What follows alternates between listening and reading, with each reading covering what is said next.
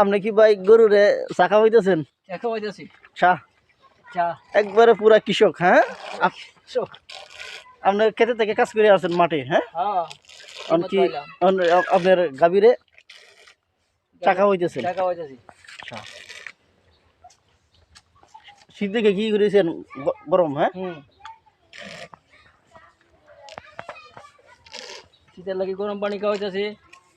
সাথে কি আছে? বুসি বুঝি বয়াল আছে না? বয়েল বুসি বয়াল, তারপরে চাউলের কুড়া, এই যে চাউলের যে কুদি সেটাও খাওয়ান।